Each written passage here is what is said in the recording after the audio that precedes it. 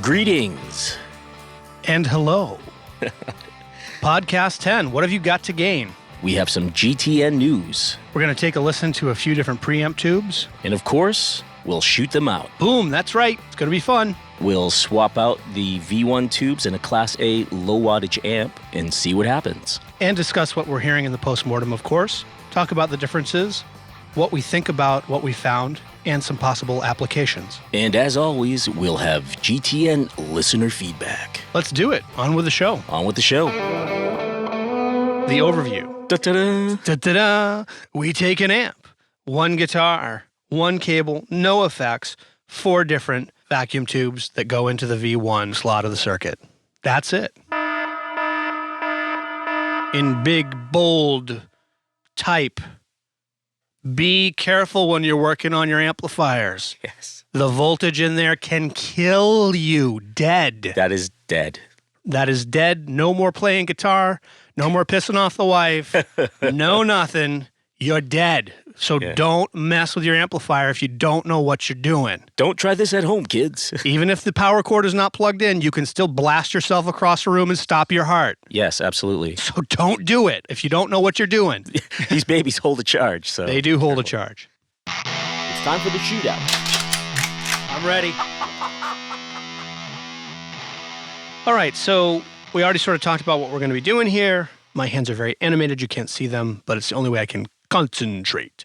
Anyway, I picked a few tubes that I thought were pretty common from the little bit of information that I have. I'm not an amp builder, but what we have is we have 2 different JJ Electronics tubes, a Mullard. All of those are variations on the 12AX7. And then we have the GE that came with it, and it is a 12AY7, which is sort of a middle gain tube. We're going to be using a Gibson Les Paul. It is 100% stock. It is a 1960s VOS, one of my favorite guitars for that Les Paul thing. We're trying to figure out the best way to expose all this, to really, sort of bring out the preamp section. We want the amp to sound good. It's a beautiful sounding amp. So we're actually going to do this at a fairly low volume because we don't really want the power section to come into play. And we're going to use a fairly balanced EQ'd sort of tone, and we're going to use the bridge pickup, which should be fairly bright and snappy a la Les Paul. And the cable that we're using is a Pete Cordish.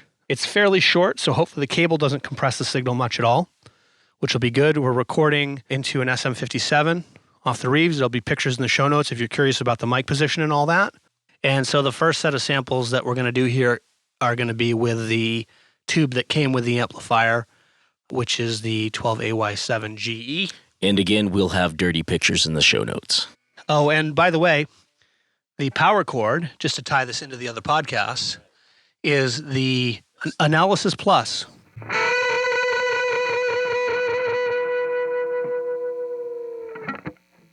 Boy, it really just does not sustain the same. It's really interesting. I mean, the other ones are like pulsing big. Yeah. Yes.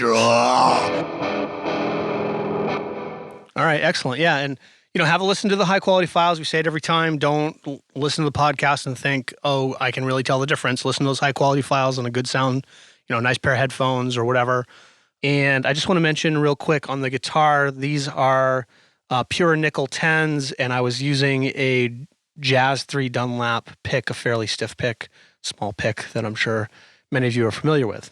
So, and the guitar was freshly set up about a week ago. So that's the show. And you can email feedback to gtn@guitartonenetwork.com or tweet using @GTN Podcast. You can also join the GTN Facebook group or Google Plus pages. You've been listening to the Guitar Tone Network with Rich Adams and Rich Goyette. Show notes and past episodes can be found online at podcast.guitartonenetwork.com. I think that's it, man. I think we have podcast 10. We're into double digits. Can you believe it? It only took, 3 years? Is it? Yeah, but you know what? It seems like our listeners are still hanging on, so that's a wonderful thing. Yep. Hopefully what we're giving you guys is something you enjoy. So, keep listening. Keep looking for that magical tone component. Let us know what you find.